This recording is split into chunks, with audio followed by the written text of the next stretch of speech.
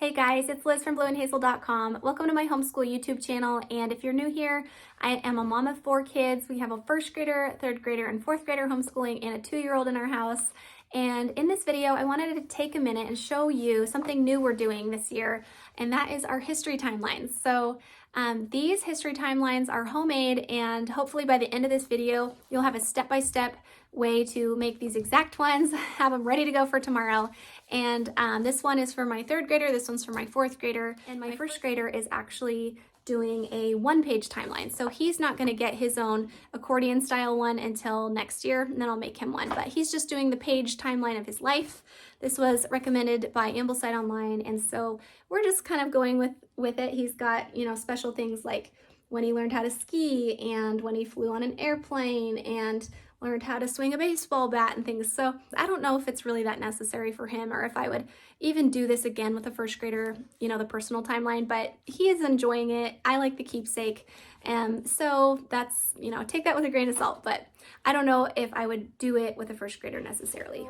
We had initially bought one of those room timelines and never got around to using it. And so this year, now that we had been using Ambleside Online and each kid had their own history stream, I thought it would really benefit them to each have their own accordion style timeline. And one of the things that someone else had pointed out that made sense to me is that your first child coming through gets to put all of the fun stuff on the timeline at first, and then the second child coming through doesn't have as many things to put on there, and the third child coming through will have less. And so it just seems like if they each have their own, they can kind of personalize it more and feel just as special when they get to their readings for their year, that there's space to put whatever they want on there. So I like that idea. But for my 3rd and 4th graders, I really like seeing them draw connections from their readings. And I was inspired by another Ambleside Online mom, Melissa.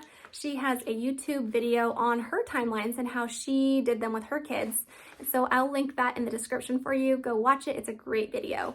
And she just really inspired me to, instead of purchase one or to get the kind where, you know, the kids cut out a certain person and put it on the wall, which is honestly, in some ways, it's me telling them what's important to put on the timeline that way. She encouraged me to have them decide what was important to them. And that is them taking all of the hard work and owning it, and essentially putting it into a timeline is like a narration. So it's like a, you know, drawing for them. So they have to not only pick what they want to do each week, but then they have to, while they're drawing, say, well, what's important to put on here? Should I put a boat or a crown, or should I put, you know, some, whatever it is that, you know, makes sense to them. So I like that they're doing all of the work on their timelines and I'm doing pretty much none of the work. So I think that is going to benefit them in the long run.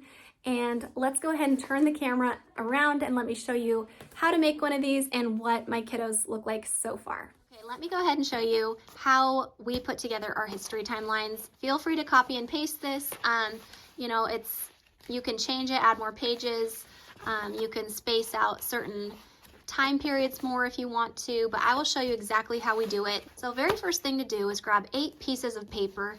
You can use printer paper, you can use nicer thick paper if you want. Thicker the better, I'd say, because you want it to hold up for a few years as they're adding to this. And you can see mine's already starting to get a little bit lumpy and stuff. So the next thing that you're going to want to do after you lay out 8 blank pieces of paper, and you're going to lay it out in a nice row like this, is get out some thick tape. Now this is packing tape, so it's not just like, you know, that thin Christmas wrapping tape. This is actual packing tape, and it's not going anywhere, it's not ripping, and it's done a good job.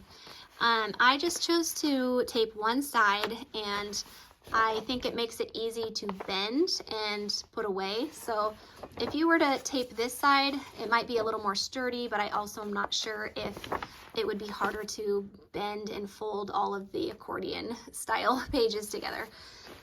Okay, so go ahead and put your tape on the top and bottom of each page connecting spot.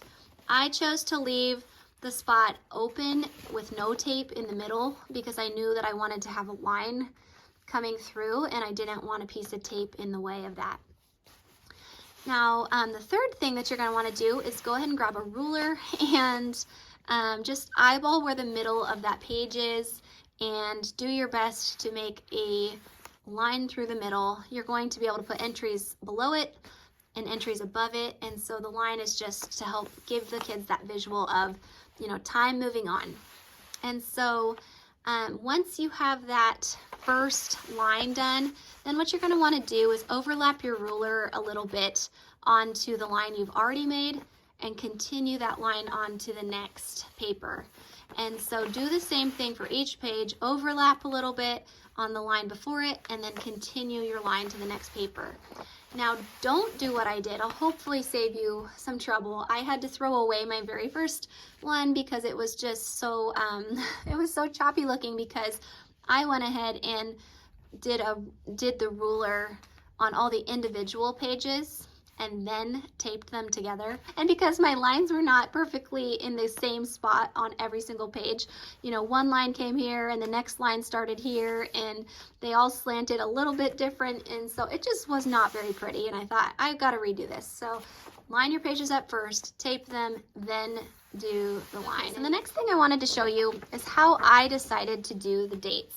And I looked on so many timelines, you guys, and everybody does it different. And so feel free to do yours different than mine. But if you kind of get anxious about having to decide those things, and you don't want to decide those things, and you don't want a huge thick book like some of the free printout timelines I found online, then just copy paste this. It's worked really well for Ambleside Online Year 3, Ambleside Online Year 4. So we'll continue to add to that, and then my Year 2 next year will get his own when he is beginning Year 2. So as you're getting started, go ahead and flip to one side. It doesn't matter which one, they're both blank.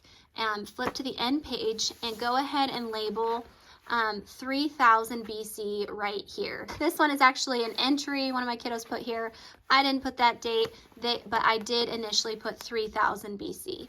And so everything else that is on this page is going to be before that time period. And we are not going to worry so much about actual dates. I know that dating gets a little bit controversial during, everything that gets to be this old. And so what I want my kids to kind of do is to put what they think is important in this time period, and we'll just work on what came before this or what came after that. And so they'll have this period of time, probably, from some of our Bible stories that we're reading, where they'll be able to mark down where this particular thing happened before or after another event, but not necessarily have a date. So then as we continue on, I have 3000 BC, 2000 BC from here to here. Then 2000 BC to 1000 BC. So I chose to use 2000 years for this first piece of paper, just thinking we wouldn't have a ton of entries for that. Now the next page, this would be the third page, I have 1000 BC all the way to where we begin AD. So I split that in half with 500 BC right here. So we've got 500 years, 500 years. Okay, so here I have 1 AD to 1000 AD, and I chose to do 1000 years here and split it in the middle at 500 AD. If you want to add an extra piece of paper, you could totally do that and spread this out a little bit more. Here I have 1000 AD to 1100 AD. So at the 1000 AD mark is where I decided I was going to slow down, and that we would probably have more history entries around this time all the way up to the present. And so I've got 100-year span from here to here. Then we have 1100 to 1200 AD, 1200 to 1300, 1300 to, and then the kids can flip it over, and let me just pull this through all the way to 1400 right here. Then we have 1500 AD, so you see the pattern, 1600 AD. Then we have 1700 AD, 1800s, and 1900s, and 2000 AD. And then this last page right here is the cover. So a couple things I will note about our timeline is that I try to have the kids do it once a week, and I try to put it down on a certain day of the week, because otherwise we totally just skip it. And so having a certain day on their schedule where they know, oh, today's timeline day, I got to do it. They all can grab out their timelines, and generally speaking, I say you guys have to pick one thing that you want to add to your timelines, or one person or one event. And if they need some help thinking through some things that they've read recently, then I will help give them suggestions of things they can put on. But I'm trying really, really hard not to make them put anything on or say, you should put this on your timeline. It's so hard for me not to say that, but, and I have totally suggested things before, but if they're totally stumped, I'll be like, well, we read about this person this week, or we read about, you know, this other thing that happened this week, or that battle that happened. What about that? And try to give them some ideas, but ultimately they choose what to put on there. They choose what is important in their picture that they want to add to it. Here we have the French Revolution, Golden Age of Piracy, the founding of New Jersey, the Holy War, Michelangelo, Joan of Arc dies. Here's a kind of gnarly part of history. So, yeah, these are just some of his entries. Here we have an assassination of Archduke Franz Ferdinand, bang, bang, the Great Molasses Flood. So these are just things that he found important on his timeline, and the destruction of Pompeii. And so I'm looking forward to seeing how this evolves as the years go on. Now, real quick, I'll show you some entries inside of my year 3's one. Starting in BC, we really don't have anything here yet for her. Looks like an entry that we forgot to put what that was.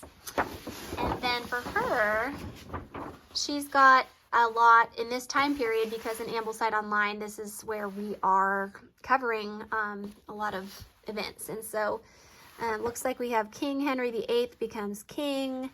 We have Michelangelo in the Sistine Chapel. Here's a guillotine, and here's Bloody Mary becoming queen. We have Sir Humphrey Gilbert founded Newfoundland. We have Pocahontas saves John Smith, Jamestown founded. This is a picture of George Whitefield.